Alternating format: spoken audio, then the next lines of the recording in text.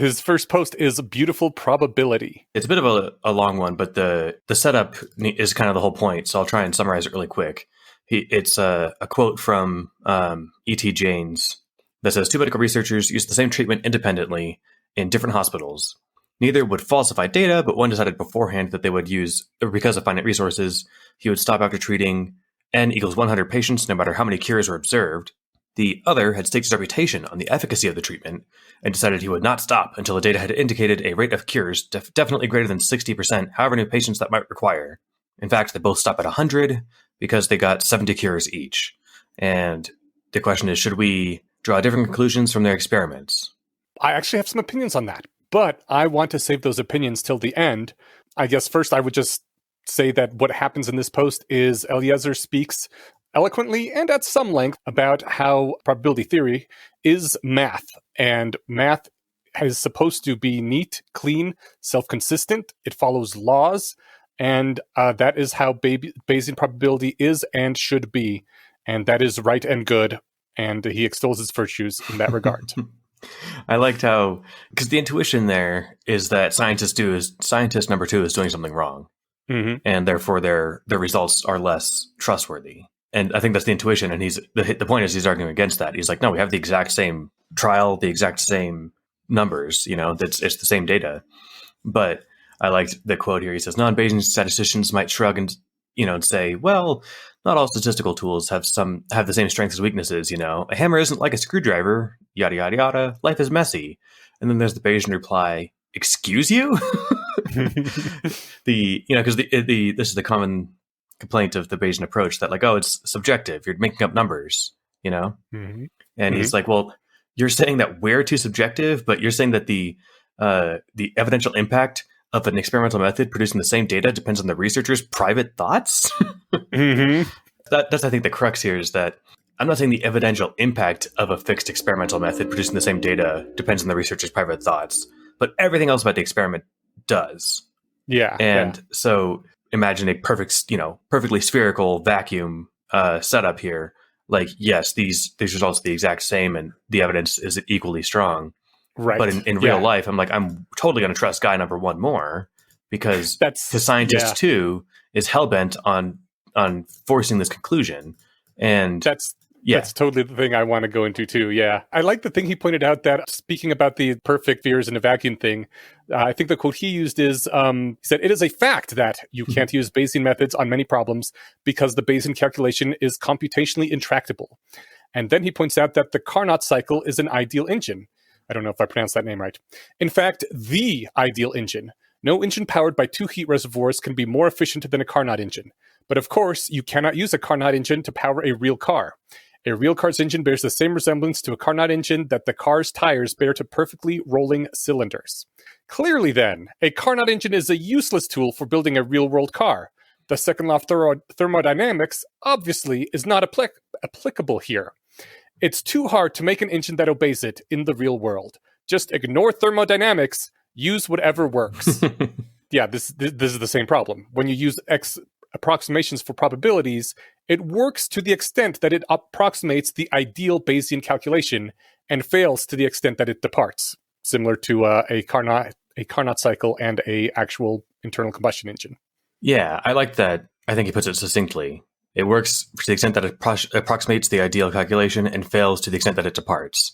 That sounds like a good, slogan to put on a mug. Yes. Yeah, I think, half my thoughts about this are whether or not, because the thing is, I think he's talking about specifically rationalistic judgments, I don't think he's saying this applies to literally everything all the time and it should in your life, because that's an adjacent claim, but I don't think that's what he's talking about here. I think he's saying if you're going to say something's reasonable, then this is the tool. Yeah. And again, we talked about planes and stuff last episode. Needing to calculate approximations to a law doesn't change the law. Planes are still atoms. They aren't governed by special exceptions in nature for aerodynamic calculations. The approximation exists in the map, not in the territory. Yeah. Take awesome a drink. Point.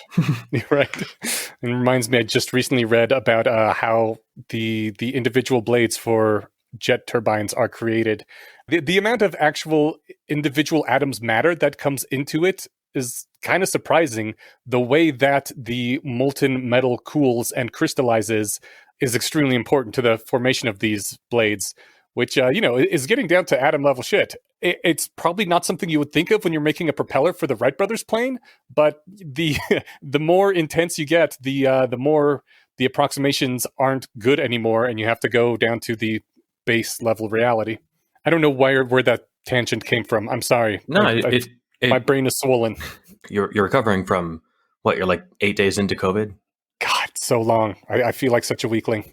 I don't think that that's a fair way to feel. Everyone experiences it differently. And yeah, well, I don't know. Would a guy who played Wolverine, whose name I can't remember now, Jesus. Would Hugh Jackman just be able to flex and push it out? Exactly, right? I don't know. I guess just be grateful that you were eventually able to get your hands on some Paxlovid. If anyone doesn't read Enosh's Substack, they should, because he outlined the adventures there. But it was kind of a just stream of consciousness post, which I usually don't post. / rant, because it was the most annoying fucking thing ever. Yes. But, I had COVID brain. I didn't have a lot of energy to make words good. No, you did a fine job. You summarized the annoyance. But no, I'm glad that you've had the number of vaccines you've had, because this could have been a lot worse. Yeah. So thankful for that. Well, speaking of opining on things, let's talk about this the two researchers thing that he mentions in here, because I kind of feel like this post does not stand up very well to the test of time. In particular, I think it got hit by the replication crisis pretty damn hard. You think? I think that if we take the example and the very specific claim that he's making about it, then I think it's totally fine. Again, it's like, assume all of this, yeah. Then it's like, okay, sure, I'll assume all that for the sake of argument. And what it does is it is a good intuition pump on like, yeah, but fuck that second person's experiments. They suck. Right. That's the thing. I agree that like, if you just assume that they neutrally took data and the second guy just said, I'm not going to stop taking data until I get to a good efficacy rate, well, then you don't actually have to worry about it, because either nature will, in fact, as Eliezer says in the post, will in fact support that he can reach such an efficacy rate, and eventually he will find it and he'll be done, or he will never get to that efficacy rate, so he'll just be trying for the rest of his life running the study and never get to that rate that he wanted to, and haha, it sucks to be him doing this test forever, which is great and all, but, we have other information. We don't just assume that's the truth, because we also know how humans are, and we have seen the replication crisis. And in the near future, I want to do an episode on a article I read called "The Failure of Peer Review," that basically half the studies out there just have made up data, like literally made up. And if I had heard that the second guy's plan was to do that, then I wouldn't be just like, oh yeah, he managed to correctly report on things, and so we should take his data at face value. I'd be like, he probably made up that entire report, and I'm going to throw the whole thing out, no matter what it says. Yeah, I think, again, this is like assuming we get to pour over and verify everything, yada, yada.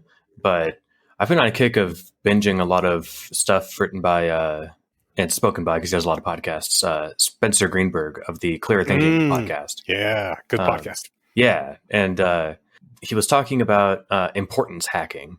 And I'll link to this post, but because it's connected. He talks about, like, there's 4 different ways to get published, especially like in psychology journals, but this would work for anything. Conduct valuable research. You can commit fraud. You can p-hack, or you can importance hack, and that's what this post is called. It's basically, you get a finding, and you maybe disingenuously, maybe not, like overplay how important it is so that it gets more popular. An example might be a researcher finds risk-seeking behavior in video games among some certain demographic or whatever, and then publishes this demographic has increased risk-seeking behaviors. And the very important difference there is that they did in video games. Right. Yeah. And I'll risk things, especially in a study of, like a study game, all the time, because it doesn't matter. Real life is so different. You reload from check. Exactly. I've actually got to do a bunch of boring science the last few days for twin study stuff. And one of them was like a little video game thing where if it was real life, I would have tried harder. I did what I could, but I didn't like kick myself for, messing stuff up or whatever, right? it's just kind of funny that someone might try to this is like the whole thing of video games cause violence or whatever, right? Mm-hmm. But in any case, I agree. I think Scientist 2 is definitely a bad scientist. It didn't commit total fraud, but maybe should be thrown in scientist purgatory, if not necessarily science hell. And is generally much less trustworthy.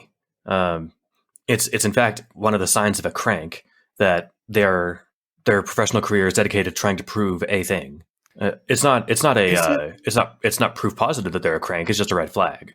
Yeah, I suppose so. Yeah, I mean, it's like, again, it's one of those things where I think it's evidence of crankism. It's not. There's a Skeptoid episode on this like 10 years ago, and that's one of the things. I think the person he gives an example of is Zimbardo, the guy of the Stanford Prison Experiment. Oh yeah. Like his whole career is about proving that the environment makes the person. Yeah, but I mean, there's also other scientists who spent their entire career trying to prove a thing, and then in the end, after like 20 years, they were like, "Oh nope, guess I was wrong. I concede to the Nobel Prize winner, and I guess I'll go work on something else now." Oh yeah, no. Like you have to believe in your thing if you're going to spend that many years working towards it. Totally. Yeah, I think it's just like not everyone who's dedicated to proving their thing through their career is a crank. Everyone who is a crank is dedicated to proving their thing through their career, right? If you're pushing some snake oil, you're gonna lie about it for 50 years, just to get people to keep buying it.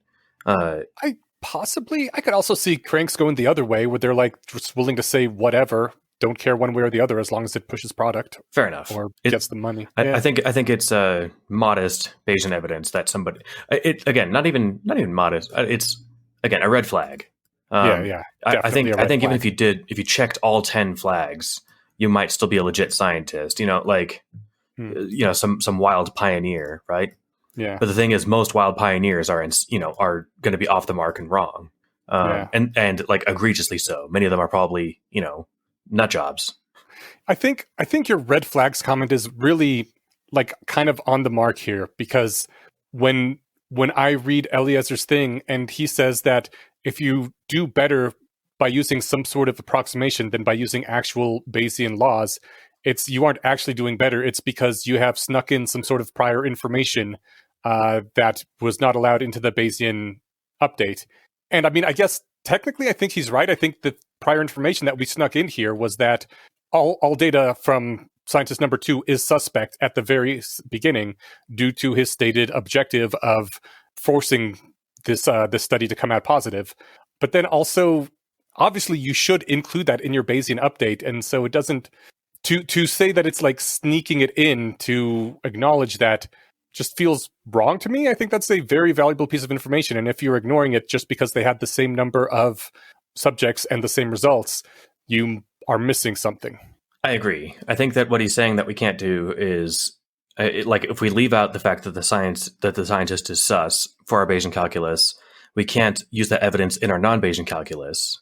Yes. So there we go. Yeah, we have to use it in both. And we should have used it in the Bayesian one, I guess, is what I'm saying. I agree. I think, and fortunately, there is an addendum to this post.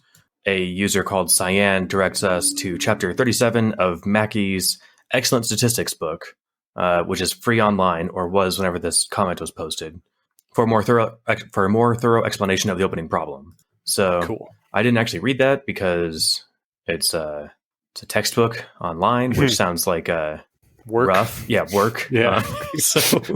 But it is there, and I did just click the link. You can still read it online. That's a PDF. So cool. Hopefully Eliezer was not facepalming too hard. The Eliezer in our heads hopefully is not facepalming too hard as we imagine him listening to us. No, I think we did fine. I hope. Well, I trust we did fine, just like I trust in math. Ooh, excellent. What is this thing about trusting in math? Trusting in math is it's a quick one, and I love it because I wish I could remember this. There was something, if I troubled myself to like log into Facebook and search for it, I might be able to find it. I have no idea what the search like Facebook UI looks like, or if it's searchable or whatever. But something pretty bad 10 or 15 years ago was floating around, and it was a similar thing like this quote unquote 6-line classic proof in here. Where it's like, except it was bigger numbers, and at the end it's like, yeah, because it all means shit, and that people just make up math and yada yada. It's like, no, I'm serious. That's the conclusion. It's like a picture. Oh my god! And, oh no! I'm just like, you didn't just usurp math, right? Like in your little proof here, right? Right. So, Does your computer still work? Then so does math. Right. We don't just get to say this. And so you could look at, so he gives this little proof that wouldn't be fun to read or listen to, but it's a quick little 6-line XY thing where it ends up that 2 equals 1. And he says, now you could look at this and shrug and say, well, logic doesn't always work. Or if you felt that math had rightfully earned just a bit more credibility than that over the last 30,000 years, then you might suspect that the flaw lay in your use of math rather than in math itself. Exactly. The novice goes astray and says, the art failed me. The master goes astray and says, I failed my art. Is this faith? I love that line. We're going to have to talk about that line at the end. Near the end, he says, if you want to figure out what went wrong yourself, go ahead and insert the numbers 1 for X and Y and go through it, and you'll see where it goes wrong. And where it goes wrong is a division by 0 error in the second to last line. A neat part was in the previous episode, there's a line where he says, when he's talking about when things go wrong with doing math, he says, in arithmetic, the legal operation is usually division by 0. And I didn't notice this until I was rereading them just before we did the episode. And I was like, oh my God, he put a spoiler in the previous post for this post. That's amazing.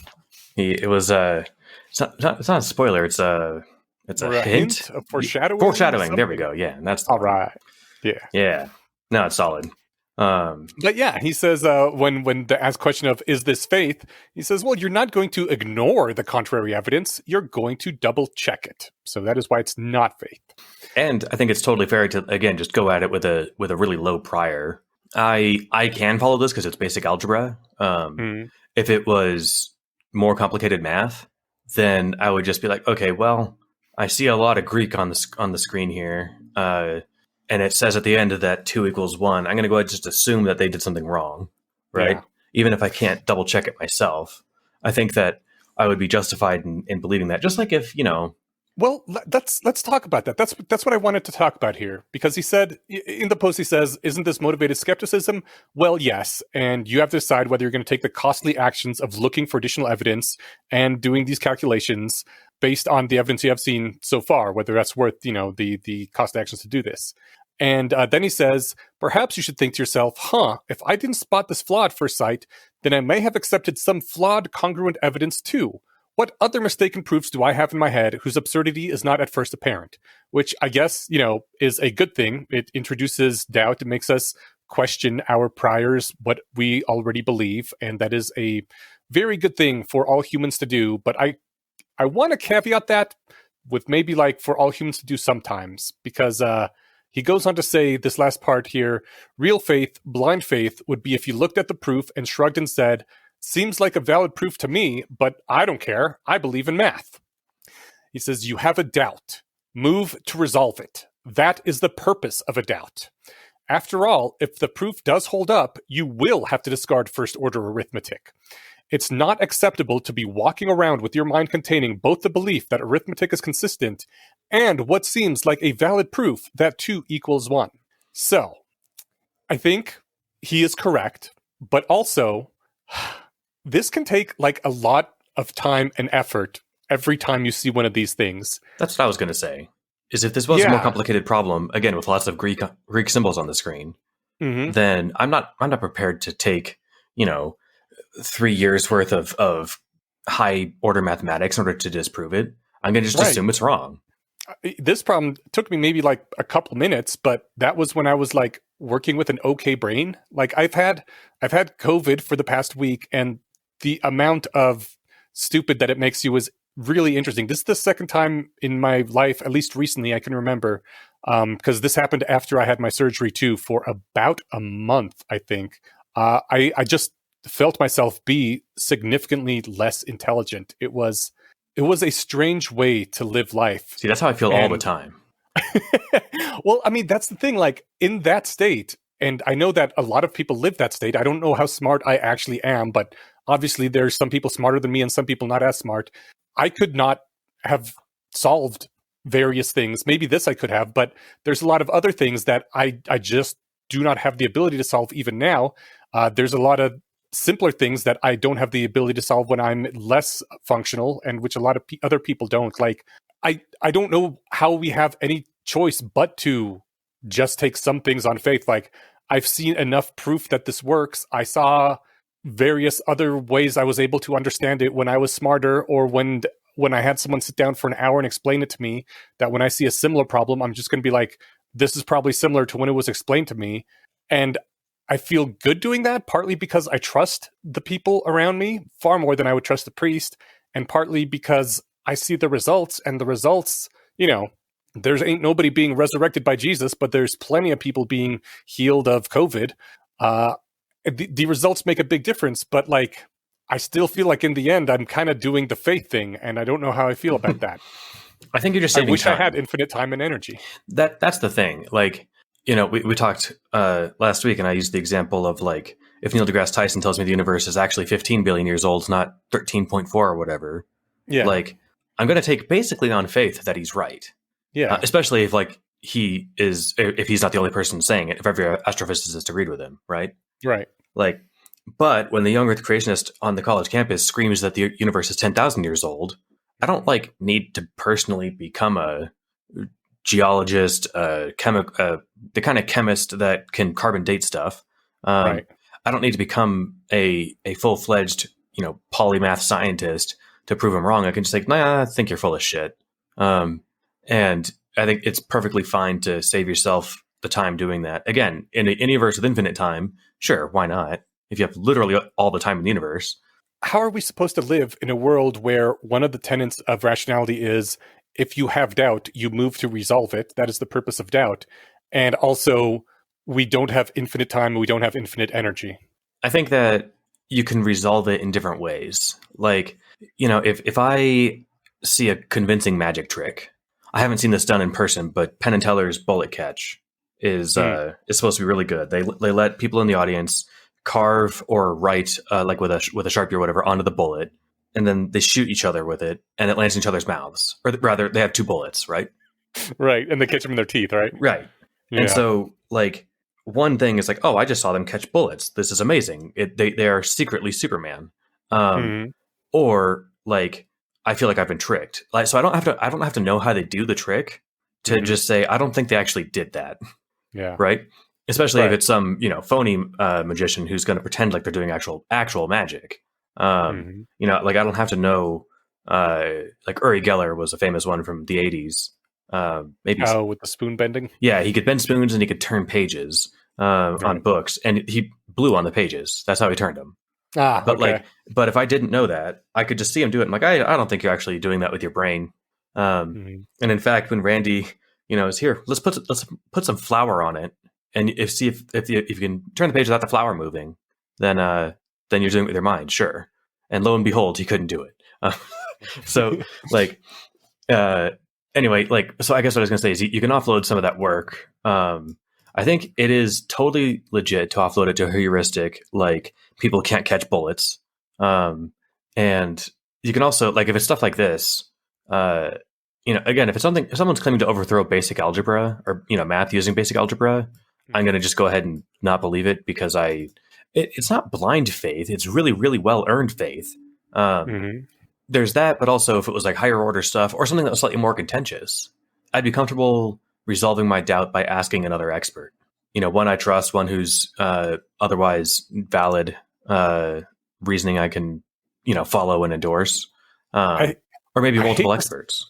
I hate to say this, but I'm not comfortable doing that. Like, I realize I have to do that because of practical limitations, but it is a thing about reality that I hate, like that we're stuck in squishy meat suits that are decaying and that I'm forced to accept rather than something that I think is okay to do.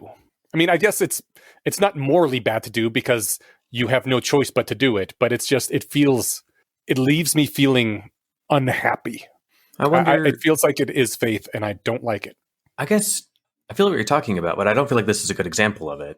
If I took my car to the mechanic, the steering wheel was shaking when I'm on the highway or something, right? That seems like a problem.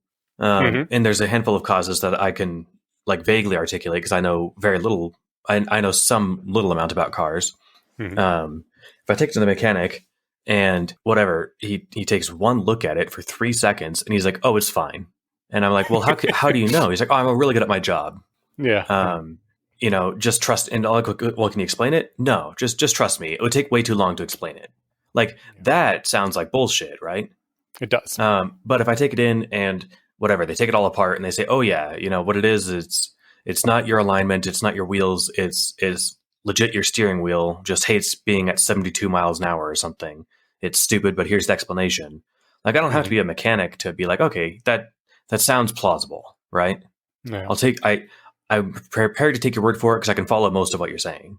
But I can't follow most of what like most experts say on stuff because that's why they're experts. They've put in the 20 years that I haven't. I mean, I hear everything you're saying, but that doesn't make me like it any less. Maybe this will help. Other scientists are spending their careers trying to disprove each other. Mm-hmm. And so if I've never carbon dated something, but lots of scientists have. It's not just one dude. Yeah. And so if there was a discrepancy to be found there, it would have been found. I trust the process of science to have, unearthed that rather than just my belief of the first scientist who said it to me. Yeah. I mean, I've lost a lot of trust in the scientific establishment over the past several years. And I mean, I still have enough to trust the carbon dating because that seems like a non-political thing that I knew you were going to say that, but it's getting there. Yeah, that scientists wouldn't be punished for going one way or the other, but politics has crept into enough science lately that sure. some you know of it what? might be sus. I'm trying to pull away from the science stuff because that is like a different order of problem. I think my main problem here is that this whole someone can raise a doubt in me by showing me a proof that 2 = 1, which looks right on the surface. And then I feel obligated to dispel that doubt. And what do I do when it's complicated enough that I can't dispel that doubt on my own and I have to trust someone else? I mean, I guess obviously I could trust in math, but the whole point of our philosophy is that doubts should be investigated. You don't ignore them. I guess when I saw that proof, I didn't feel one iota of doubt in mathematics. So I think maybe that's the difference. Is like I saw what looks like a funny logic puzzle that leads to a counterintuitive conclusion. Mm-hmm. Just like I saw Penn and Teller shoot each other in the face. Yeah, but and I mean, I don't think that they actually did it. I don't think this actually did what it did. Right? Something there's some logical sleight of hand here. So I don't actually feel any doubt needing to resolve. What I feel is like a curiosity of how the puzzle works, but that's different than doubt with a capital D. That is true, but also I know it does convince other people, and perhaps more importantly, I'm familiar with Gödel's incompleteness theorem, which says that a mathematical system will always have true statements that cannot be proved. I believe that's what it says anyway, something similar to that it can never be completely internally self-consistent. Any formalized system like that can never be completely complete. That makes me wonder, did they find one of the places where it breaks? Is this a problem? Is this why other people believe that there's secret numbers or lizard man math or something? It's stuff like that I want to resolve, and this could be a sign that something is wrong with my thinking. And as Eliezer says, it's not acceptable to walk around believing something that is completely at odds with reality. I don't know. Isn't this how we got people who believe in waveform collapse? How do you mean? Rather than the many worlds interpretation, they believe in the observation collapse thing. Oh, right. The where reality is technically actually in both states and then suddenly isn't when observed. Yes. I mean, I don't know. The thing is Gödel's incompleteness theorems and the Copenhagen interpretation. That was it. There, perfect. See, it's all these, again, fancy long words. I guess what I'm saying is I'm not a physicist, certainly not at that level, right? Mm-hmm. I'm not a mathematician of the level of Gödel. I think, but the thing is, there are professional mathematicians who love and study the subject for 30, 40 years, and they're not oh yeah, we know it's all contradictory nonsense. We're just having fun.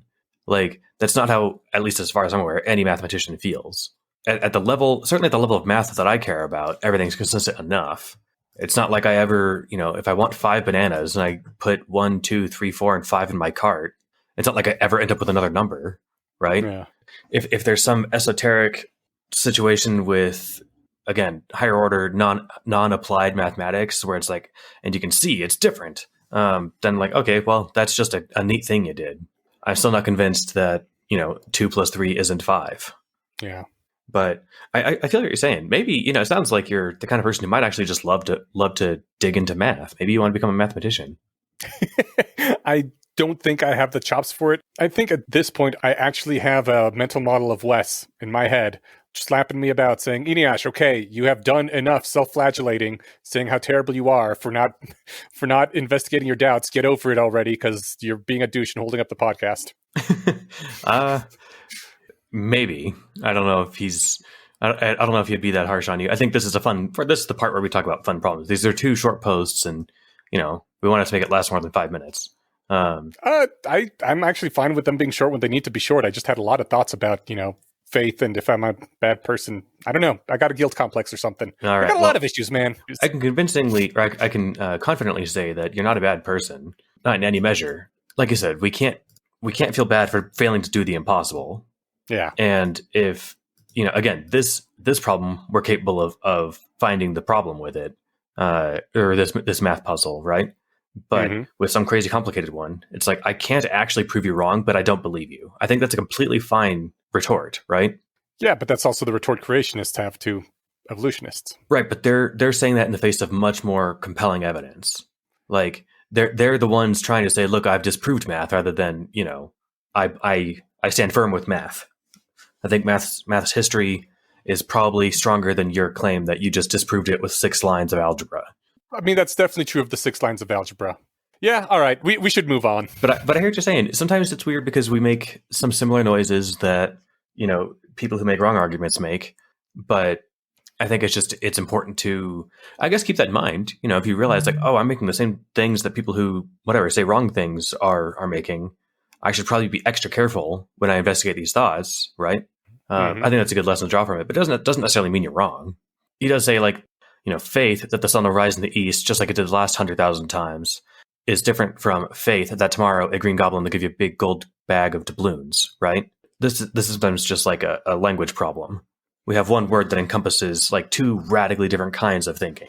All right.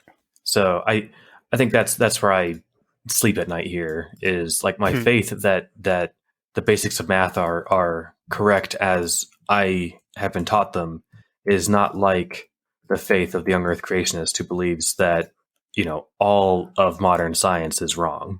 It's just we're just using the same word but differently. All right. Well, what words are we gonna use next episode? That's a good question. We are going to be talking about where to go. The 2 LessWrong posts will be the Allais Paradox and Zut Allais.